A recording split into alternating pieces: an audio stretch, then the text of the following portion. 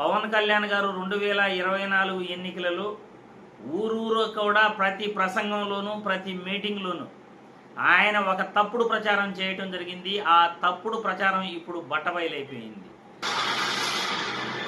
ముఖ్యమంత్రి జగన్ 30,000 మంది అమ్మాయిలు మిస్సింగ్ అయిపోయారు. ఆంధ్రప్రదేశ్ లో ఢిల్లీ ఊర్లో వైసీపీ వాలంటీర్స్ టీమ్ పెట్టారు.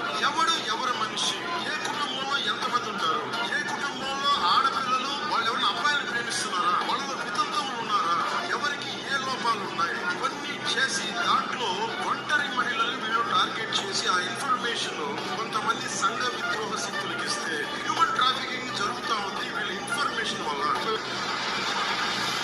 రాష్ట్రంలో మహిళలంతా మాయమైపోతున్నారని ఎన్నికలకు ముందు ఏ మాదిరిగా దుష్ప్రచారం చేశారు. రాష్ట్రంలో ఎక్కడికి వెళ్ళినా కూడా దీని మీద డిప్యూటీ చీఫ్ మినిస్టర్ రకరకాలుగా మాట్లాడేవాడు. ఈరోజు సాక్షాత్తు వీళ్ళే అసెంబ్లీలో ప్రశ్నకు సమాధానం ఇస్తూ 2019 నుంచి 24 మధ్య 5 సంవత్సరాలలో కూడా కేవలం 46 మంది మాత్రమే హ్యూమన్ ట్రాఫికింగ్ గురైనారని, కేవలం 34 కేసులు మాత్రమే రిజిస్టర్ అయినాయని చెప్పి వాళ్ళంతకు వాళ్ళే చెప్పినారు. అంటే గతంలో మరి 30,000 మంది హ్యూమన్ ట్రాఫికింగ్ గురైనారని వీళ్ళు చెప్పిన దుష్ప్రచారానికి ఇది ఫుల్ స్టాప్ కాదా? వాలంటీర్ల మీద వీళ్ళు చేసిన దుష్ప్రచారానికి ఇది ఫుల్ స్టాప్ కాదా?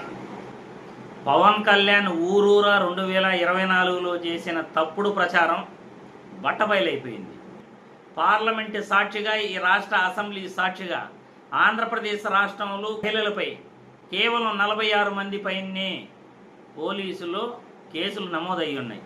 మరి పవన్ కళ్యాణ్ గారు 30,000 మంది అమ్మాయిల్ని సంఘ విద్రోహకర శక్తులతో వాలంటీర్లు చేతులు కలపడంతో అమ్మాయిలు మిస్ అయ్యారు అని చేసిన తప్పుడు ప్రచారం అటు పార్లమెంటు సాక్షిగా ఇటు అసెంబ్లీ సాక్షిగా బట్టబయలైపోయింది.